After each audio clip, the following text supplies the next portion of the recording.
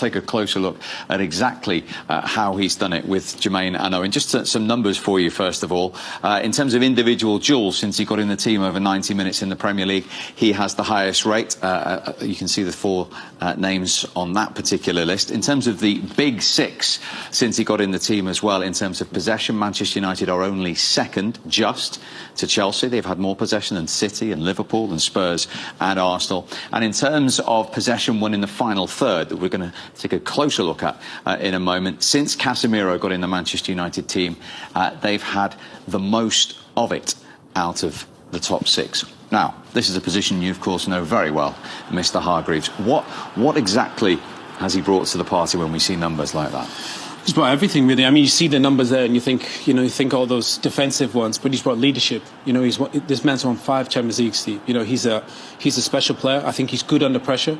He helps them be better on the ball. We think about United when they were getting results under Ole and even under Ten Hag at the start of the season against Arsenal, Liverpool. They played on the counter. Now with Casemiro in there, you know, you can play into him at all times. He's brilliant defensively. So I think what we're going to show is here, he's really good on the ball as well. Obviously, the header against Chelsea, that's the icing on the cake. But some of these clips here that we're going to get into just show that this man has so many attributes that I think have gone a little bit unnoticed. And well, let's first of all remind everyone what the issue was in that area of the pitch before Casemiro got into the team. Well, a lot of the United fans were very critical of the fact that every manager seemed to play Fred and McTominay. In the end, they always played because I think they always thought they were doing a job for the side. Look, I'm just going to highlight Fred there. When you play in this position in midfield, your job, he's a defensive midfield player, yeah? So basically, you need to be there when there's a turnover of possession. For whatever reason, Fred, I'm going to run this really slowly, decides to gamble from the flick on Ronaldo. He thinks he's going to get it and receive it there. But he doesn't account for the fact they don't have the ball comfortably, Steve. Turnover of possession. Look at the position of Fred now. You would never see Casemiro in that position. Is that ill discipline? It's just a poor decision in a moment when you can't really be there. And if you just look at the space that he leaves, look at that space, Steve. It's a turnover of possession in your own half. You don't have the ball. Jermaine, you know, as a centre forward, you'd be dreaming that space opens up there. And watch what happens. Watch where the ball goes. Watch where the ball goes, and basically in his position where he was. If he's there, none of this would have ever happened. Look, David De Gea makes a terrible mistake and the ball goes in.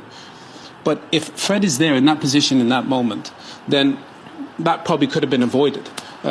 We've got another one here. This is obviously against Manchester City. And again, something very similar. You know, look, keep an eye on Gundogan there. You know, all these boys know they're basically setting up this attack. And look at Bernardo Silva, runs out onto the wide area of the pitch. He's making this pitch really wide. And that's Scott McTominay in that position there. What's he doing there? He's too far wide. You know, I was taught as a central midfield player, basically, I don't want to be outside these areas. Yeah? That's not my job. I got to be in here. Look at Eriksen. He's not a defensive midfield player. He's a number 10. We're going to run this on real slowly so you can just see. Man City make this pitch this big because basically all they want to do is get this ball around the corner from Gundogan into Grealish there. Grealish is there. And watch what happens. This space here that United have to deal with. Look at that. Look at that. Oh, no. Eriksen's on his own in there. Casemiro would be in there, Jermaine, wouldn't he? Is that a lack of discipline, especially in that sort of position? Did you know what? Scott is a young guy. I was like the same. I was athletic and I was aggressive. I want to go press the ball. If you watch Casemiro, sometimes he just stands still. And we're just going to run this on a little bit more. Just going to run this a little bit back. Look at Erling Haaland. They're building this attack because they know exactly what's going to come. You know, they're all prepared for this. Eriksen's not sure. Do I go with De Bruyne? Do I go with Jack Grealish? And obviously, Scott is just in the wrong position. But when they get here, Jermaine, you obviously like the fact that Haaland, he's getting into the box there. Yeah, this is brilliant. And actually, when you watch it play from before, and he's actually saying to Jack Grealish, actually come, stay on the ball, bring it, because all he's thinking about is seeing the defender's number and not coming to link play, but where can I be when we're going to score goals? I need to get in there. He's not thinking about come to link play. There's an overload here, 2v1. All he's thinking about is where can I be to get into these areas, I like to call it the red zone, to score goals. And you watch it play in here now. And that's the thing. I think in this situation, Casemiro would be there to break up that. Obviously, this is what we saw against Leicester. The fact, you can win it there, but this is the thing I love. You know, we're just going to run it on real slow. Look at there. You know, he's got his head up. He's looking. He basically, and the thing that's really impressed me, Jermaine, is the fact, you know, he's able to hit these passes and get Marcus Rashford, get Bruno Fernandes into these areas. That's the thing that surprised me, is his passing. His range of passing has been really exceptional. We know defensively he's really good.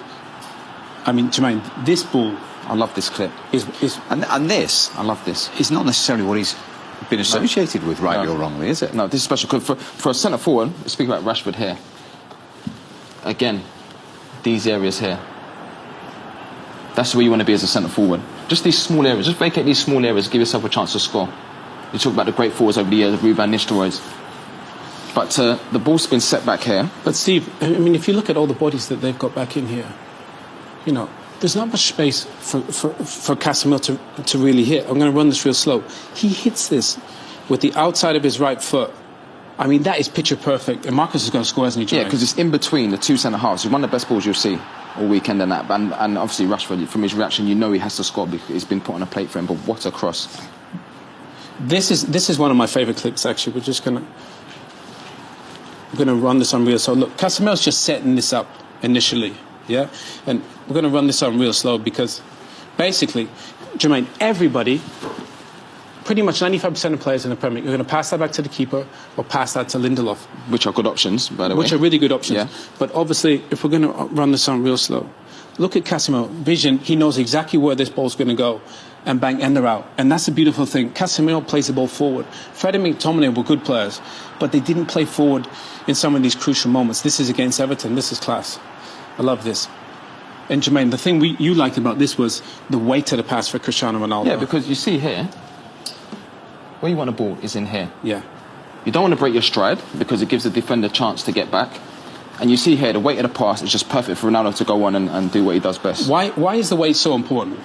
Because if you break your stride, then I feel like Ronaldo then it would be one-on-one. But at the minute here, it's like a race. So you want it in front of you so you can run onto it and get a touch and drive into the box and get a finish. See, this one is just Steve, it's just a small little subtle one. But the fact that is Casemiro always wants the ball. And because he wants the ball, he's able to come and just set this out here. And watch how quickly United can get up the pitch. One little ball out into Varane there. Great ball into midfield, a little dummy, and you're out. And the goal of football is to score. Get the ball to your attacking players that can make the difference. And I think Casemiro allows you to do that. This is what we've seen so far this season. Look, he's brilliant in here, turnover of possession, and bang, get it to your attacking players. Look how quickly, when he gets a turnover of possession, it almost leads to a goal. And obviously, I mean, this has probably been his standout moment, such an important moment. You know, he just gets on the end of a fabulous ball from Luke Shaw, and he's very, very good in the air. So I think in terms of impact, the team's unbeaten since he's come into the side. He's had an assist against Everton, he's scored a huge goal against Chelsea, but he's been what we anticipated in terms of defensively, winning the ball, one of the best defensive midfield players in the Premier League, and he's won 5 Champions League. There's a reason for that, because this guy is so reliable. They're really individual qualities that, as I say, a lot of people didn't expect in certain areas of the pitch. But in terms of the team frame and setup and the way Erik ten Hag wants to play, how's he helped that in recent weeks? Well, I think there's a lot of things that go into that. I think, look, if you think about United and the way they're setting up, I think this is basically how it's going to be. Obviously, at times, you got 2 centre-backs there, and Casemiro, because he's so good at playing this position, they trust him to be in there, and, you know, if they turn over the ball. If you look at United, attacking-wise, you know, 1, 2, 3, 4, 5, 6. So he allows them to go and press like that. He's the trust, basically, in this. Whereas before, I don't think they trusted it as much. Because he's at the base there, they're allowed to go play a little bit more and attack. And obviously, it leads to the fact that you can get all these bodies in attacking. You know, 6 bodies, Jermaine. You know, that's a significant number. Yeah, it obviously gives you more chance of scoring goals when you can have more bodies up the pitch and knowing that you've got someone behind you that can, obviously, that's got that awareness behind, that's good behind the ball. I mean, this clip, when I think of Ten Hag and the way he plays football, I think this is his blueprint. This is how he sets up. So for me, he's thinking, right, I got my back four in. That's my back four. And this is the guy, Casemiro, at the base of the midfield. But you look, the reason Ronaldo's not playing maybe is because of the fact, maybe the press. Yeah. But if you look at this clip, everybody's locked on. Everybody's quite high and they're pressing. And it's just because of the fact, with Casemiro on the side, you know, you see him just shifting over. They're looking to squeeze the ball and press. And basically, wherever there's an opportunity where they can go and win it, look, everybody's in the half of Tottenham. And they're trying to get after them. Everybody's trying to look into squeezing. Look, Casemiro, he's always shifting. He's always trying to find that moment, where can I win the ball? Is that instinctive when you're playing there, Owen? Yeah, some guys just have a feel for it, you know, and I think he does. And again, you know, this is pretty much almost the exact same clip. You know, Casemiro is at the heart. Again, we got that back four in there. Everybody's locked on, basically, because Jermaine, they want to get after people and they want to press because they know with him, he's a security blanket. And do you think playing this way, pressing higher, they create more chances? Because what happens is you end up winning the ball higher and then you create more chances and then you get sustained attacks. So when you've got someone like that in, you can afford to press higher. And then that's why I think Man United now, they can play with that sort of intensity and they'll create a lot more chances. The thing is as well, the goal is to get these guys the ball. These guys that decide the games. Casemiro does that. So he gets the ball, see there, you know, he gets it into Bruno Fernandes, into Eriksen, into Rashford, into Martial. These guys that can help go and decide the game, because basically you need the ball to get into the guys that decide the games, the Jermaine Defoes and all these attacking players. And I think now, with Casemiro at the base of that midfield, it's not a coincidence that United are unbeaten in the Premier League, and I think they've got a blueprint going forward to success with him. Let's get to the header, because United kept going. 94th minute. Casemiro was brought in to do a different job, obviously, but he has got this in his locker. Yeah, he can finish it. You know, he you know, at Madrid, sometimes he gets into the box as well. Against Everton, he did it. He missed. Now, great timing, great header. It's difficult from that position, being in the air and then bringing that ball all the way back again to the other post, and then you know, goalkeeper tries to save it, but couldn't get his fingers around it, and then he goes in. So a very good header, a very important one as well. Delivery as well. Yeah, great delivery from Luke Shaw. I think he was on it. He was on his hands and knees just before that ball came to him. He looked really tired towards the end of the game, but yeah, fantastic delivery. Really good header. Just the more I watch this, I do question the goalkeeper a little bit.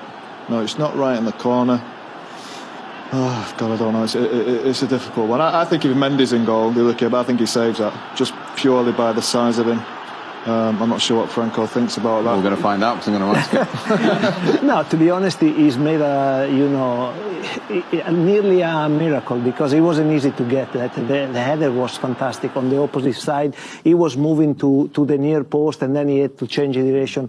And you were saying before that normally on that post you go with his arm, but if you go with his arm, you cannot push as much as if you try to reach with the opposite arm.